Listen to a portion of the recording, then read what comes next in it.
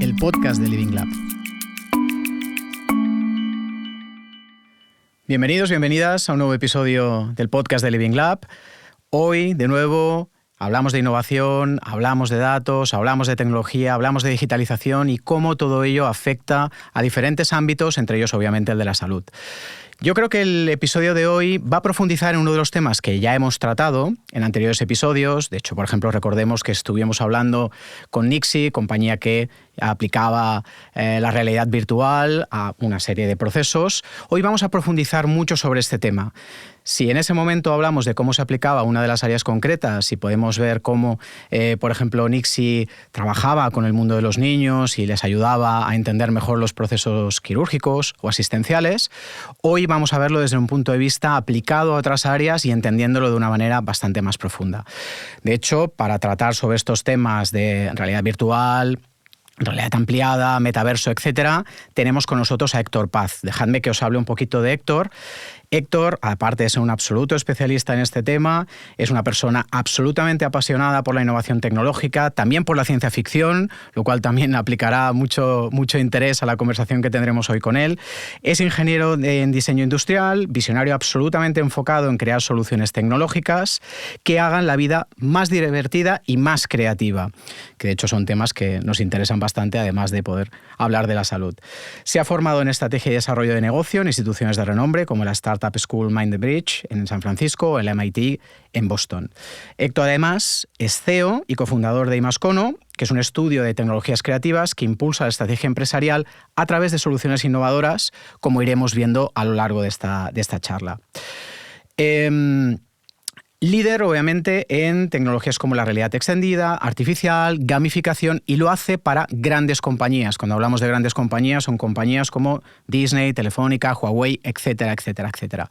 No me demoro más en la presentación. Damos la bienvenida a nuestro invitado. Héctor, ¿qué tal? ¿Cómo estás? Buenas tardes, ¿qué tal? Gracias. Muy bien, muchas gracias por venir. Y a vosotros. Anticipo una conversación, la verdad es que es súper interesante con esta introducción y todos los temas que hemos puesto encima de la mesa. Pues muchas gracias. A eso hemos venido, a compartir un poquito nuestra experiencia y sobre todo a explicar un poco más, ¿no? de dónde venimos, qué es lo que estamos haciendo y hacia dónde vamos con estas nuevas tecnologías. ¿Qué me he dejado en la introducción? ¿Quién es Héctor? ¿Qué hace? ¿Algo que haya quedado en el tintero y que nos ayude a conocerte un poco más? Bueno, a ver, yo creo que a nivel profesional lo has descrito bastante bien. Bueno, también soy papá, que creo que eso es importante también dentro de este mundo. Me gusta mucho la parte de innovación, como decíais, la parte de tecnología, creativa. También he sido profesor de este tipo de tecnologías, ¿no? en la universidad allí de Zaragoza, la Universidad de San Jorge. Y bueno, yo impaciente de que podamos escarbar un poco más, de que podáis escarbar un poquito más en mí y que os pueda contar todo lo que queráis. Es muy interesante el currículum que tienes detrás y todos los pasos profesionales que has ido dando. ¿Nos cuentas cómo se ha ido construyendo todo este currículum y estos pasos y cómo, digamos, que la curiosidad y tu propio interés te ha ido haciendo avanzar por estos diferentes caminos? Bueno, al final yo creo que el viaje de cada uno es un poco introspectivo, o para mí lo ha sido, ¿no? Que muchas veces no sabes lo que estás haciendo hasta que estás haciendo lo que quieres hacer. Bueno, podemos empezar donde queráis. Yo pues he sido siempre buen estudiante, siempre he sido aplicado, siempre he sido responsable. Sí que siempre he tenido, digamos, un acercamiento muy curioso respecto a lo que son las nuevas tecnologías, también la parte creativa. A mí me gusta dibujar. Pero sí que siempre me ha atraído mucho el tema de los ordenadores y todo lo que tenía que ver con todos ellos. Los videojuegos, la ciencia ficción, en libros, en películas. Y realmente de eso te vas dando cuenta conforme vas avanzando en tu camino. Y claro, reflexionando mucho, ¿no? Ya desde hace años pues intentas buscar el origen, ¿no? De dónde viene todo eso. Y sí que hay siempre clics un poquito en tu vida, ¿no? Pues que evidentemente por la educación de tus padres y lo que te enseñan y sobre todo también porque tú vas encontrando esas cositas que te gustan, pues al final digamos que esos son los hitos que van marcando un poco tu camino, ¿no? Y en mi caso, pues todo lo que tiene que ver, como decía, con la ciencia ficción, los videojuegos, todo lo que puedes desarrollar y crear a partir de tus propias manos, ¿no? Es algo que siempre me ha atraído mucho y que me ha impulsado muchas veces a desarrollar y a ser ingenioso para poder alcanzar un poquito todas esas creaciones que me proponía. Que bueno, me estaba acordando de un episodio que grabamos sobre un tema que es Cross Innovation, donde también nuestro invitado, que es un profesor que trabaja especialmente esta temática, que es Manuel González Piñeiro, él hablaba mucho de cómo diferentes disciplinas, ¿no? Acaban siendo el origen de la innovación y cómo cruzar cosas que son aparentemente casi inmiscibles, ¿no? Sí. Pueden dar lugar a encontrar espacios de innovación, ¿no? Y él hablaba, pues, por ejemplo, de los cómics vinculado con cuestiones de tecnología, por ejemplo. Y entonces dices, wow, y esos dos caminos, y cómo trabajan esas disciplinas, ¿no? Y cómo eso daba lugar a caminos de innovación interesantes. A mí sí que en concreto hay cosas que me han entrañado muchísima curiosidad y que luego y luego con el paso de los años, ¿no? Pues he tratado de investigar cómo estaban hechas. A mí, por ejemplo, digamos, uno de los primeros impactos que tuve más en este mundo de la ciencia ficción pues fue Parque Jurásico. Uh-huh. Yo tenía 5 años, pero me llamaba mucho la atención cómo unos dinosaurios que no existían aparecían en la pantalla y realmente yo no tenía ni la edad para ir al cine. Me acuerdo que la vi unos años después en VHS y pasé realmente miedo porque era algo que parecía real, ¿no? Entonces ahí sí que son claves que quizás con los años he ido un poquito madurando y me he dado cuenta que son impulsos, ¿no? O Toy Story, que también es otra de mis películas favoritas. Me acuerdo de chiquitín haber visto Tiburón también. Que sin ver más que una aleta ya te causaba una emoción muy fuerte, ¿no? Que te daba miedo. Yo desde entonces casi como que cuando no toco en la orilla del mar me da miedo, ¿no? Creo que hay mucha gente que comparte ese miedo y que probablemente... Es esa generación traumatizada, ¿eh? Y fíjate, es una película de los años 60 o 70, ¿no? Star Wars, por supuesto, ¿no? Entonces hay como muchas tecnologías incluso que se trabajan en esas películas y que acabo dedicándome a ellas, ¿no? Entonces, evidentemente, todo ese pasado o ese background influye, pero realmente es parte de las cosas que a mí me han apasionado, ¿no? Y ya no sé, y ya nada que decirte, ¿no? De todo el mundo de los videojuegos, como pasando de la gran pantalla tú eres capaz, ¿no? De meterte dentro de esos mundos completamente fantásticos para poder, digamos, vivir historias que en el mundo real no serían posibles. Uh-huh. Dando un paso hacia la trayectoria profesional, antes hemos mencionado en tu presentación Imascono, ¿no? Sí. Como compañía que tú eres el CEO y además cofundas. Cuéntanos qué hace.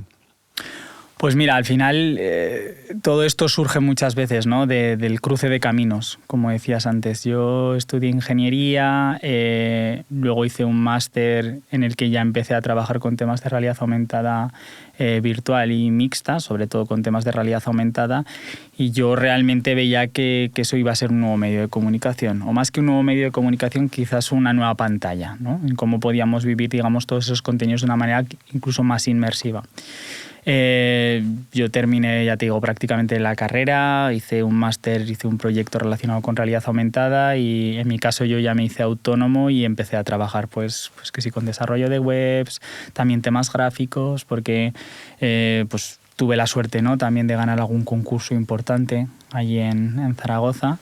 Y a partir de eso pues me introduje, ¿no? en el mundo profesional.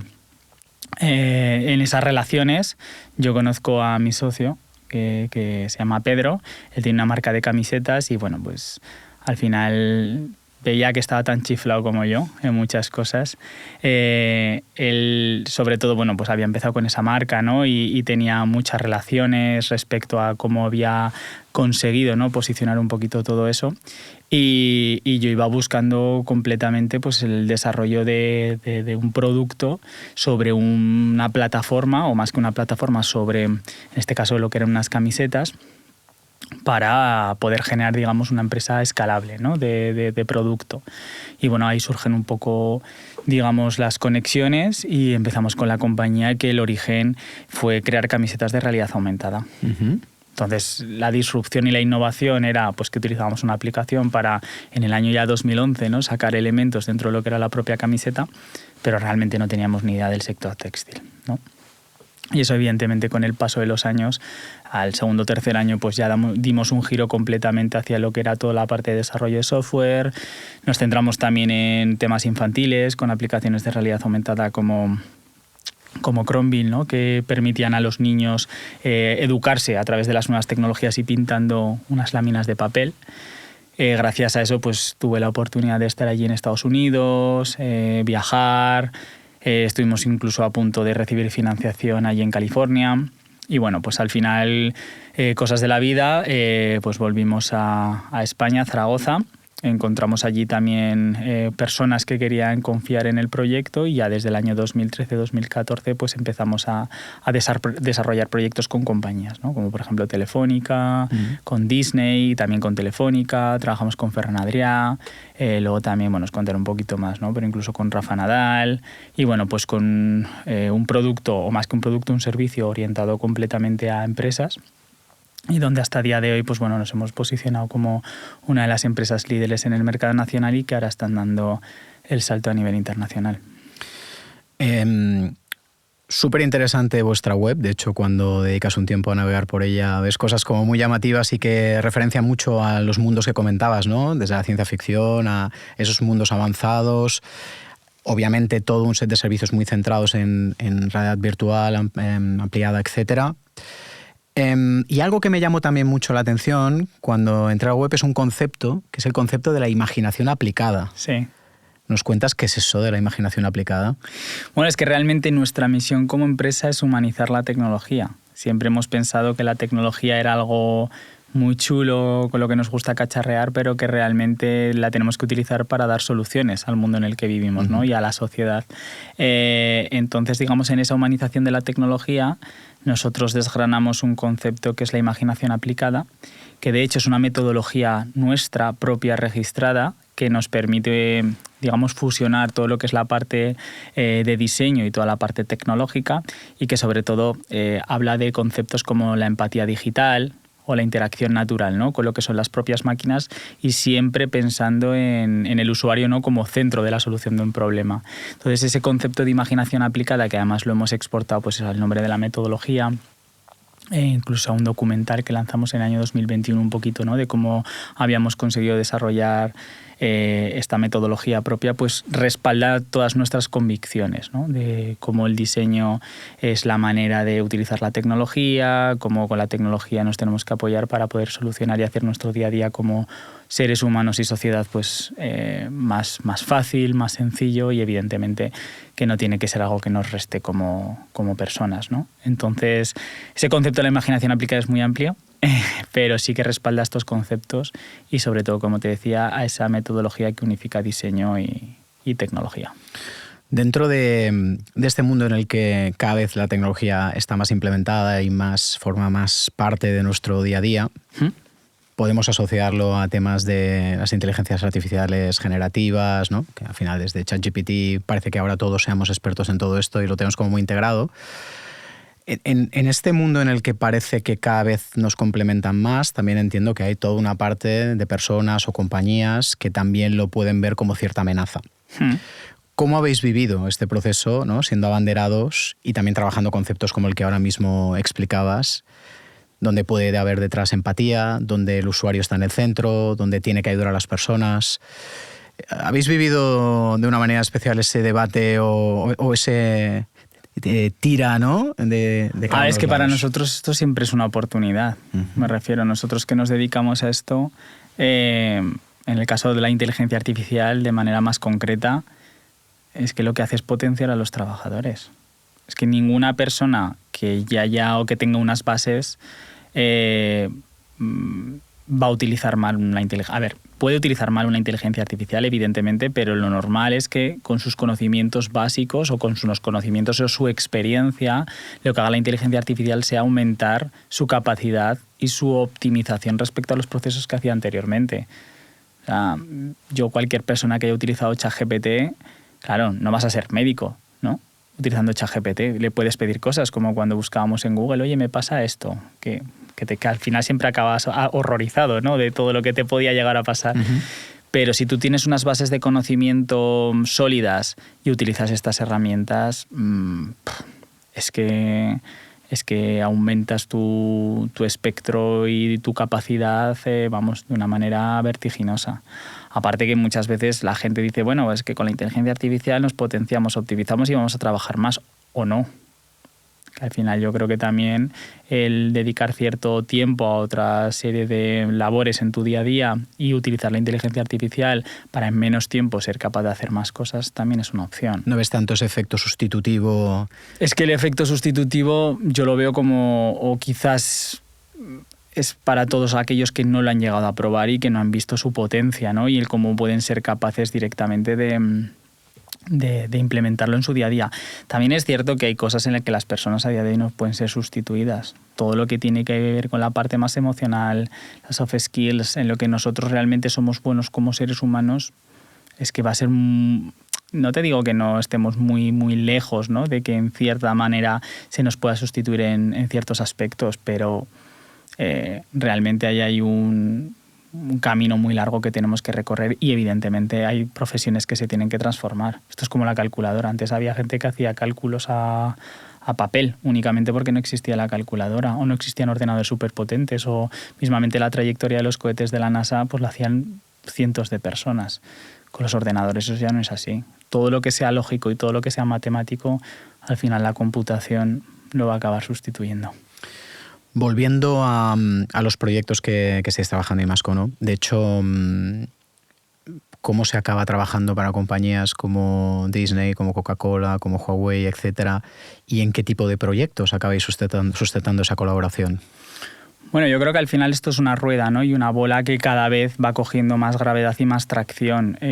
Nosotros siempre decimos que el poder seguir haciendo proyectos y poder seguir desarrollando productos con grandes compañías es también todo lo que has hecho anteriormente, ¿no? Pues cómo has conseguido trabajar para otras compañías, cómo en su momento pues te tocó tocar a la puerta 350 veces, cómo te tocó moverte a miles de sitios, cómo te tocó estar pendiente de que una persona acabase una reunión física para poder entrar y robarle aunque fuesen 5 minutos, ¿no? Al final eso es un esfuerzo que se va patentando con el paso de los años y sobre todo también, como decía, y que se fundamenta en el trabajo que llevas haciendo. Y sobre todo, pues en el esfuerzo y en el equipo que hay detrás de todo esto.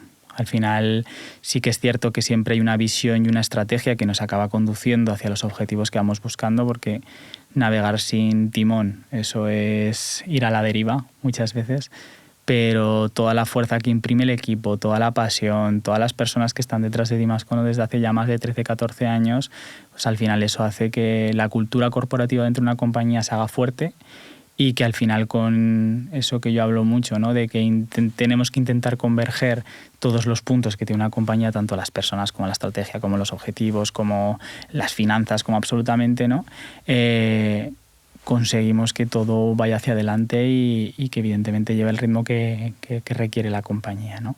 A eso yo lo suelo llamar pues ingeniería empresarial, ¿no? Como eres capaz un poco, ¿no?, al final de conectar todos esos puntos para que la máquina siga andando y que a pesar de que haya baches, pues todo fluya de la manera más suave posible. Uh-huh. Antes de seguir avanzando en todos estos temas, me gustaría que pudieses explicar la diferencia entre realidad virtual, realidad aumentada, metaverso. Yo creo que puede haber personas que aún no se acaben de aclarar exactamente dónde están las líneas exactamente que separan un espacio de otro. ¿Nos lo puedes contar para entenderlo? Sí, a ver. Además son tecnologías que no son de ahora, ¿eh? O sea, son tecnologías, también se habla mucho de la inteligencia artificial, que es que lleva 50, 70 años en el mundo. Lo que pasa que al final, bueno, desde las primeras computadoras, ¿no?, con Alan Turing y incluso pues con Ivan Sutherland, que se hablaba de pues eso, los primeros conceptos de interfaz gráfico con realidad virtual. Luego más adelante en los 90 apareció el concepto de realidad aumentada. Las diferencias principales es que la realidad aumentada es que tú tienes un dispositivo sobre el que aumentas capas sobre sobre lo que estás viendo, ¿no?, sobre la realidad. Es decir, pues que tú con unas gafas, con un teléfono, eres capaz de sacar información, sacar elementos 3D, vídeos, pero siempre viendo la realidad real, ¿no? La realidad virtual es todo lo contrario. Tú te pones unas gafas y todo lo que ves es completamente digital y tú te metes en un mundo completamente inmersivo que ha sido generado por ordenador. Luego tenemos otros conceptos más híbridos y un poquito más amplios, como la realidad mixta, que al final la simplificación del concepto es que el mundo real interactúa con el mundo virtual y el mundo virtual interactúa con el mundo real. Realmente es como si fuese una ampliación de lo que es la realidad aumentada. Y luego ya tenemos conceptos como lo que es el spatial computing, pues que se habla o que habla Apple, ¿no?, que no deja de ser una realidad mixta donde somos capaces, ¿no?, de hacer una computación del espacio que nos rodea. O sea, al final es prácticamente inteligencia artificial entendiendo todo lo que tenemos alrededor, creando como si fuese una malla de la realidad que tenemos, y eso lo que nos permite es como digitalizar un poquito más el entorno en el que vivimos, ¿vale?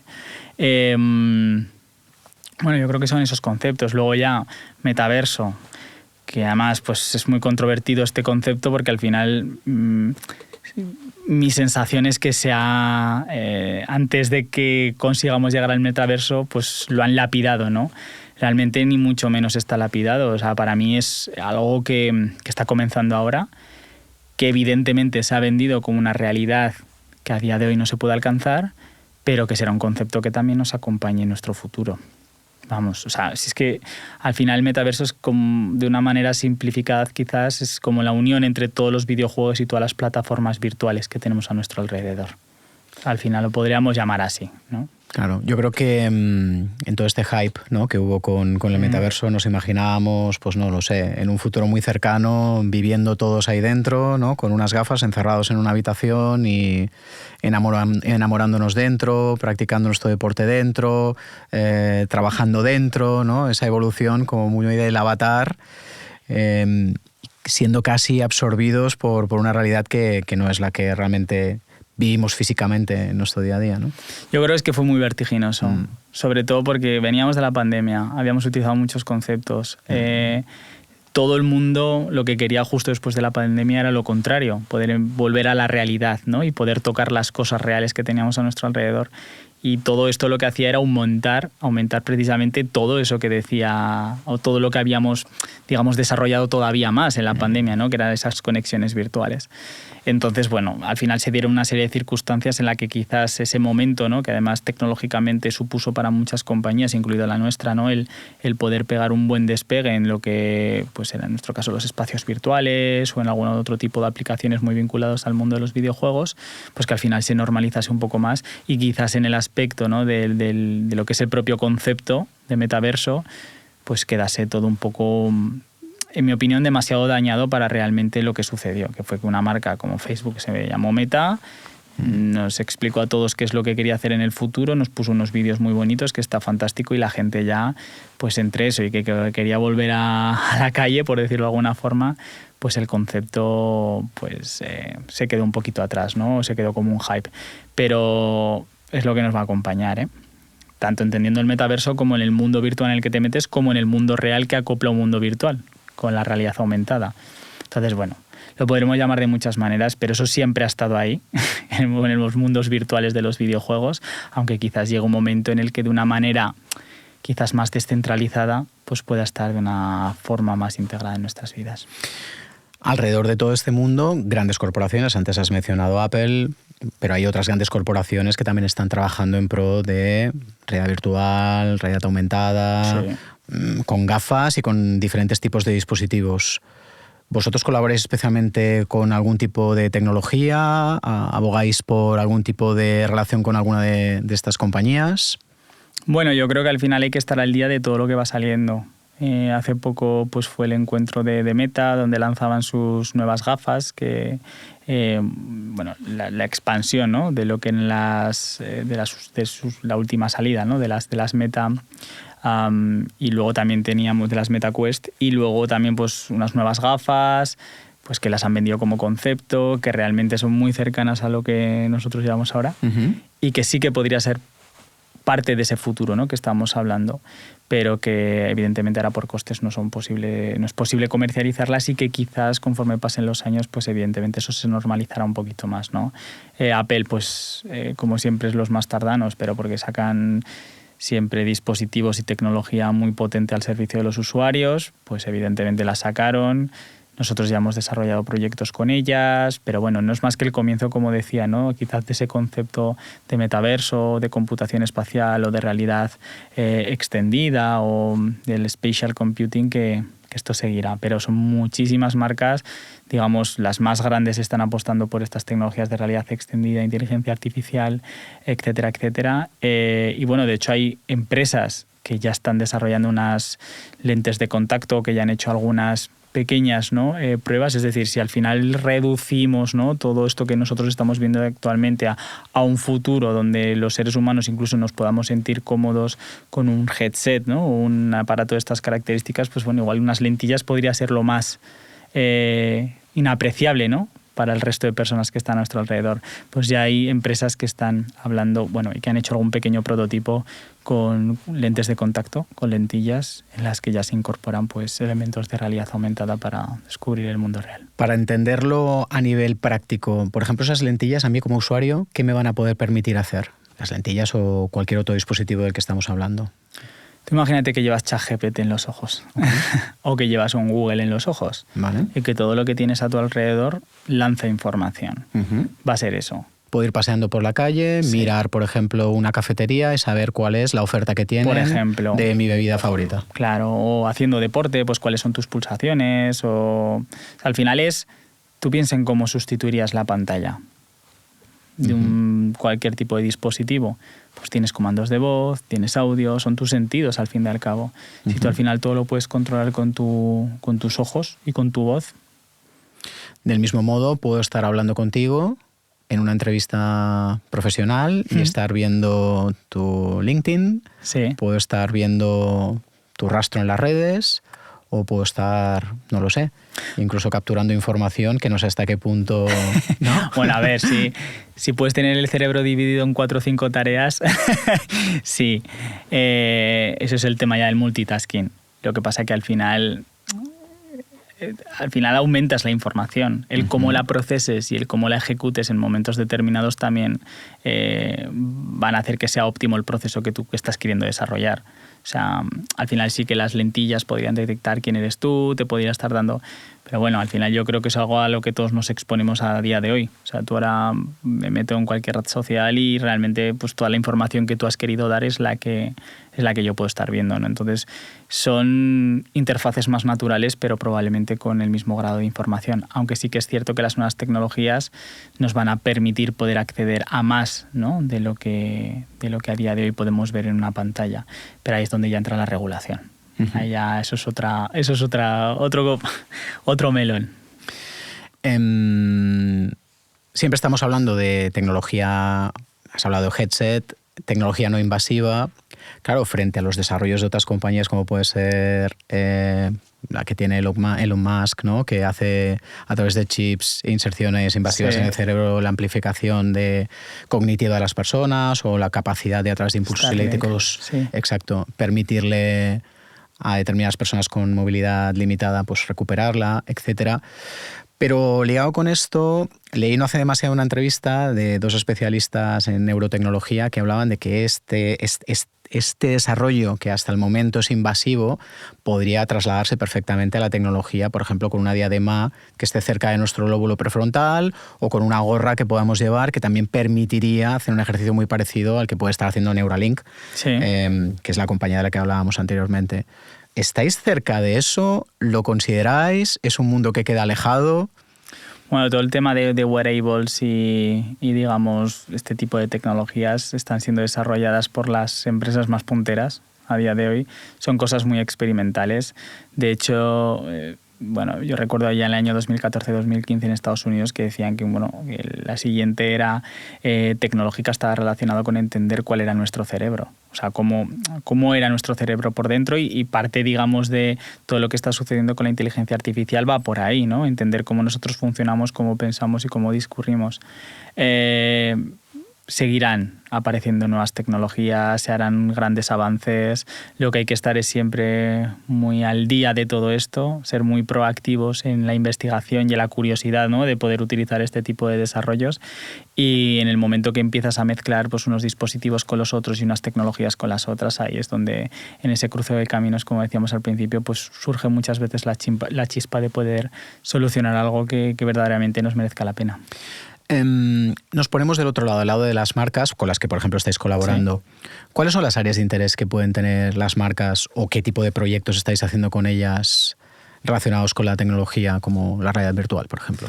Pues mira, en el caso de la realidad virtual hay mucho tema formativo. Es cierto que lo que nos permite es casi como poder hacer simulaciones de procesos en los que tú tienes que aprender una serie de workflows o tienes que aprender una serie de tareas a nivel industrial, a nivel farmacológico. Nosotros hemos hecho muchos entrenamientos relacionados con la creación de vacunas, por ejemplo, cuáles son los procesos técnicos que tú tienes que desarrollar, incluso cómo tienes que descargar material de un camión. Temas relacionados con PRL. O sea, os podéis imaginar que al final es casi como un videojuego de lo que tú tienes que desarrollar, pero con la ventaja de que no te tienes que leer un manual tedioso, amplio, gigante, sino que tú haces mientras aprendes, ¿no? Que es el learning by doing, donde al final ahí se acelera una barbaridad el aprendizaje y donde casi pues puedes ir un 80% más rápido que si lo hicieras de una forma tradicional. Es como si tú estuvieses viviendo. Entonces, bueno, eso lo puedes asociar luego a temas de seguridad también, porque quizás en tareas más complejas que lo hagas de forma previa es muchísimo más seguro y te enseña cómo luego lo tienes que hacer en el entorno real. En ese aspecto la realidad virtual siempre, para nosotros siempre ha sido un poco el camino, ¿no? que más va a ayudar a los seres humanos, ¿no? El poder formarte de una manera completamente digital. En ese caso en concreto. También se puede aplicar el tema formativo realidad aumentada. Hay muchos sectores como por ejemplo en la salud, ¿no? Que hemos trabajado mucho con estos entrenamientos virtuales. También en representaciones muchísimo más inmersivas de cómo sería un proceso quirúrgico o cómo incluso funcionaban los órganos. Al final, imaginaos que es como un libro, pero a otra escala completamente diferente. Son como videojuegos, ¿eh? Claro. Al final son como videojuegos que contienen un aprendizaje muy valioso para los profesionales. ¿Hay algún tipo de vínculo en la relación entre usuarios y marcas en este sentido? ¿O estáis dinamizándolo en alguna línea particular? Porque hemos hablado un poco de cómo puede estar relacionado eso con la tecnología del usuario. Hemos hablado de los proyectos que pueden ser interesantes para las marcas. ¿Hay un puente ahí entre unos y otros? Bueno, yo creo que depende mucho del sector también. Hablamos de formación, de salud, también mucho. Hemos trabajado mucho en el tema del turismo. Pero al final aquí el que tiene que dar, entre comillas, ¿no?, el aprobado de la aplicación es el usuario final.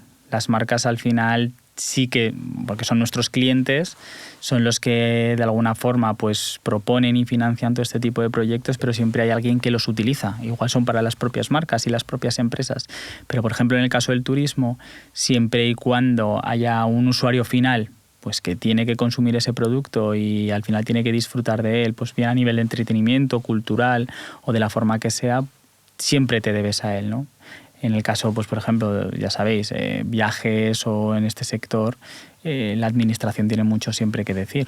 Entonces, al final hay aplicaciones que tú desarrollas, evidentemente, para la administración, pero que el usuario final es el turista o es el ciudadano, donde tú al final tienes que hacer entrevistas, tienes que saber exactamente qué es lo que piensan, qué es lo que necesitan y en base a eso pues tratar muchas veces de convencer al cliente de que eso es lo bueno porque es lo que dice el usuario.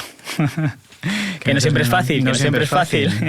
Pero sería como un B2B2C, que, ¿no? Entonces, o incluso hay algunos proyectos que son B2B2B. Entonces, bueno, siempre hay que entender muy bien a quién te diriges y a partir de ahí a tratar de fundamentar toda la estrategia de desarrollo de producto digital.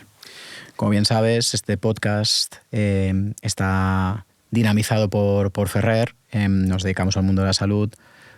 Has mencionado algunos ejemplos que habéis trabajado en el mundo de la salud. ¿Cómo ves la aplicación de estas tecnologías dentro del mundo de la salud?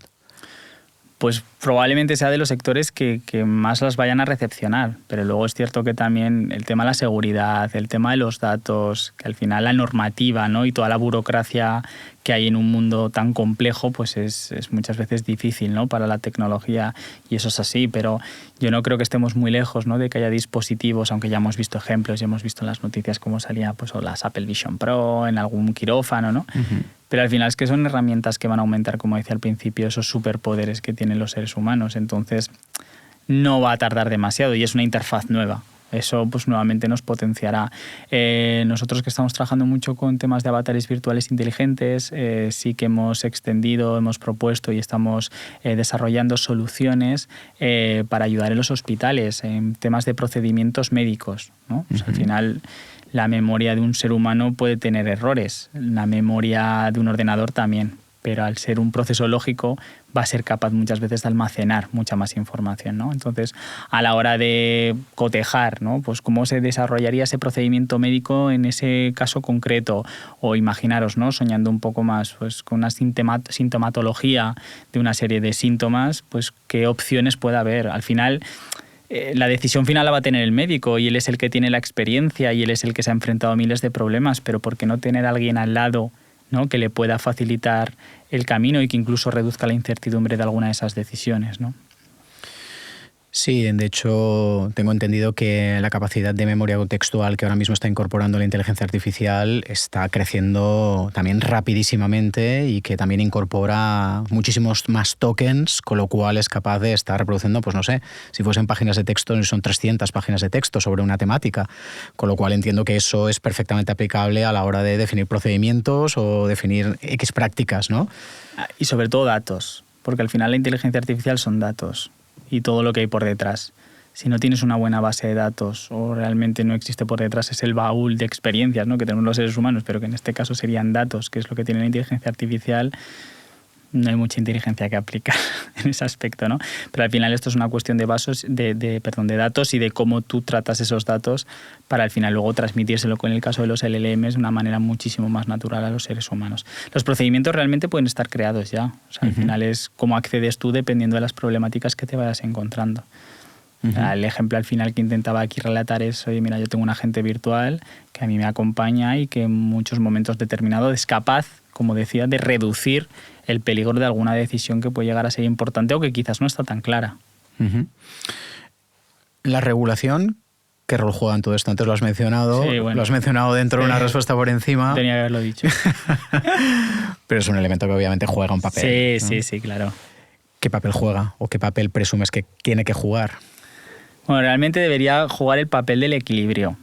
Pero bueno, ayer justo hablábamos en una charla de inteligencia artificial, pues como pues compañías como Apple o como Meta incluso pues no van a traer esa inteligencia artificial aquí a Europa, ¿no? Por las normativas que se están estableciendo.